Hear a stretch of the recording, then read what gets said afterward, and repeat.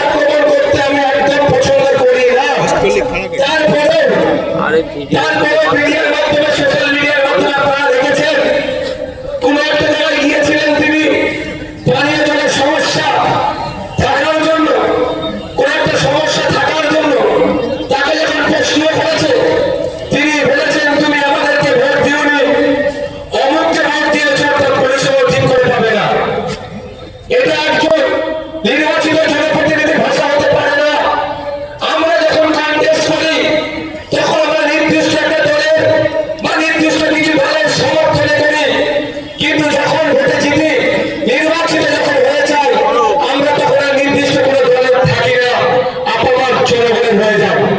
কিন্তু আমরা একজন ব্যর্থ লোককে যে কাজের এক্সপার্ট না তাকে জিতিয়ে বিধানসভায় পাঠানোর খেসারত আমাদেরকে বিগত 5 বছর ধরে দিতে হয়েছে। সেই ভুলটা আমরা আর করবো না।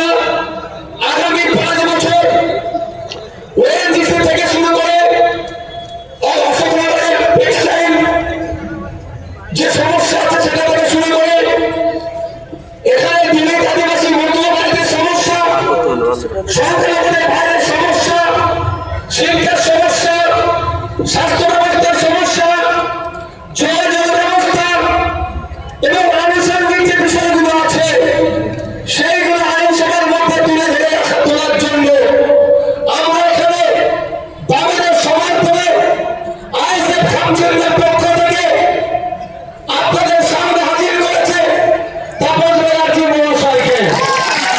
আমরা আপনাদের মূল্যবান ভোট 29 এপ্রিল ইভিএম মেশিনে 5 নম্বর বোতামটিকে থাম চিহ্নে ভোট দিয়ে আগামী 5 বছর বিধানসভার মধ্যে, বিধানসভার বাইরে জনগণের জনপ্রতিনিধি হিসেবে তাকে পাঠালে আপনাদেরকে বলতে পারি পরিষেবা পাওয়ার জন্য নির্দিষ্ট অফিসে আসতে লাগবে না।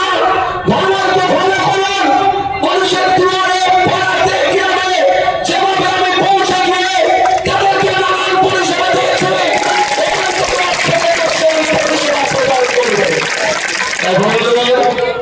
যদি মনে করেন আপনারা পরিষেবা পেতে চান, একজন বিধায়কের যে দায়িত্ব সে পালন করতে পারবে, তাই আপনাদের বলবো আগামী 29 এপ্রিল অন্য কোনো সিম্বলে হাত দেওয়ার দরকার নাই।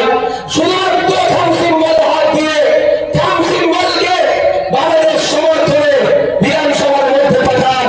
আপনার মনের অভাব অভিযোগ যেগুলো আপনার দরকার পাচ্ছেন না, যেগুলো আইনসভার মধ্যে নতুন আইন অ্যামেন্ডমেন্ট হচ্ছে জনগণের বিপক্ষে যদি চাই তার কঠোর সমালোচনা, যদি জনগণের পক্ষে আসে আরো ভালো কিভাবে হবে তার প্রস্তাব দেওয়ার মতো এখানে যে কটা প্রার্থী দাঁড়িয়ে আছে ব্যক্তিগত আমি তাদেরকে আক্রমণ করবো না, কিন্তু আমাদের নজরে নয়, জনগণের নজর এখন। জনগণ বলছে এইবারে কিন্তু অশোকনগর বিধানসভা থেকে থাম চিহ্ন রাজ্যের আইনসভায় যাচ্ছে। আচ্ছা, লাস্টে একটু ফ্ল্যাশ লাইট হবে না কি বল? ছাত্রের মধ্যে কোথায় কি উঠে বসে একটা ফ্ল্যাশ লাইট হবে? টাইম দিতে পারবে তো? আমি 10 মিনিট খুব বেশি হলে বলবো, তাও আমার কষ্ট হয়ে যাচ্ছে। আমি আপনাদের বলবো একটু ভাবতে হবে, এখন না একটু পরে বলবো। অশোকনগরের অধিকাংশ দলিত